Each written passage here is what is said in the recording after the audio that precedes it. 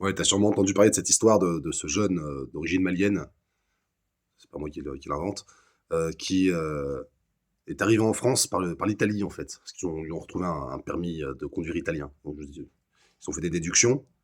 Ce jeune homme, a poignardé apparemment 3 personnes, donc 2 blessés, un très grave, dont le pronostic vital est engagé quand même. C'est sérieux, quoi. Plus de doute, vous êtes bien en France. Et ce jeune homme donc avait d'abord eu une garde à vue le samedi, puis il a été relâché. Parce qu'il avait l'air un petit peu patraque, il avait mal à la tête, le mec, il est un peu fou. Donc c'est une circonstance atténuante d'être fou en France. Si t'es fou, tu peux tuer, mettre des coups de batte, des marteaux, jeter des étoiles de ninja, tu peux te faire plaisir. C'est quand t'es fou, c'est bon. Tu peux même devenir président, député, ministre, tu fais ce que t'es fou. C'est des circonstances atténuantes comme ça. Tu sais, moi je dis toujours, la tête c'est une extrémité, que tu le veuilles ou non, c'est au bout de ton corps. Il y a d'autres trucs qui sont au bout de ton corps. Et tu sais, quand ça gangrène, parce que là apparemment ça gangrène psychologiquement, le mec il est un petit peu cintré, faut couper, hein, faut pas se poser de questions pour pas que ça atteigne le reste du corps, moi c'est ce que je dis toujours. Et donc voilà, ils ont levé sa garde à vue dans un premier temps parce qu'il monsieur il était sentait un peu patraque, un peu foufou. Il était un peu foufou, voilà, pour preuve, il a poignardé des gens sans raison. Et tu te dis en France, il y a des gens comme moi, alors je veux dire humblement, hein, mais il y a des gens comme moi qui crient haut et fort, qui clament haut et fort l'amour de la France, de leur pays. Alors pas du gouvernement français, ça c'est évident, et même des précédents, à dire vrai. Mais on aime le pays parce qu'on a grandi en France, on est né en France, on aime les traditions, la culture française. Enfin, je me répète souvent là-dessus, mais je le répéterai sans cesse. Et je me fais pourrir par des racailles, par des voyous qui me traitent de tous les noms parce que mon discours ne leur convient pas. Mon discours ne serait pas raccord à ma tête, donc ça les énerve. Ouais, mais t'arrêtes pas d'être sur ce sujet, t'étais plus drôle avant. Bah oui, mais parce qu'en fait, l'ambiance me fait moins rire. L'ambiance me fait moins rire parce que, vous voyez, c'est ce que je dénonce un petit peu de mon côté.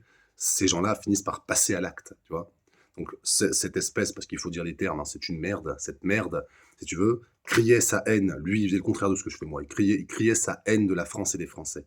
Il la criait sur les réseaux sociaux, sur cette belle plateforme dégueulasse qui pour moi est une ouverture, une boutique, une vitrine à la pornographie, hein, c'est TikTok. Ce jeune homme criait sa haine de la France et des Français. Et il avait plus ou moins prémédité son truc, il avait annoncé qu'il allait faire un coup pourri, un coup vaseux, tu vois. TikTok pour moi, font partie intégrante de la dégénérescence de notre pays, même si c'est pas français TikTok, mais en tout cas le volet TikTok France, c'est une aberration, c'est l'horreur. Donc ce jeune homme avait plus ou moins prémédité, mais on peut le dire officiellement, avait prémédité les choses. On n'a rien vu.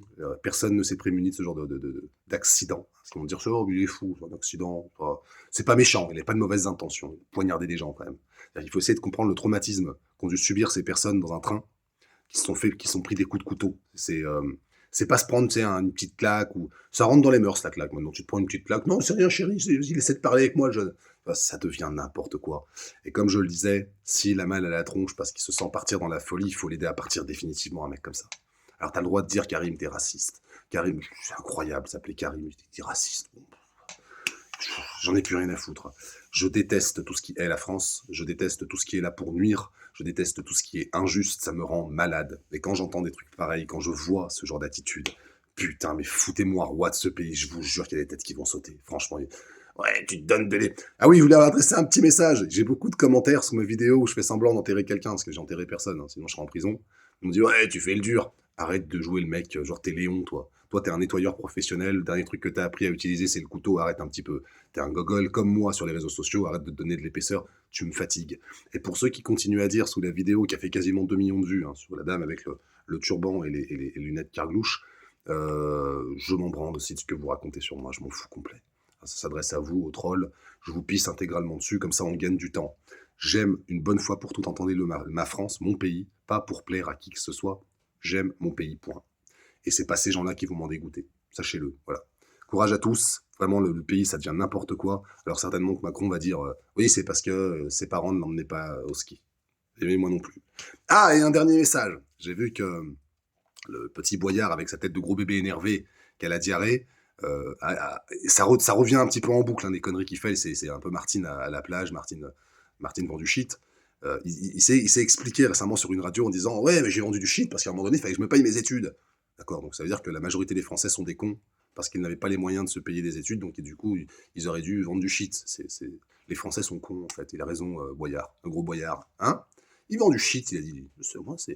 Moi écoute, je vais te le dire, j'ai pas fait beaucoup d'études, pour autant j'ai jamais vendu de shit. C'est certain, c'est certain.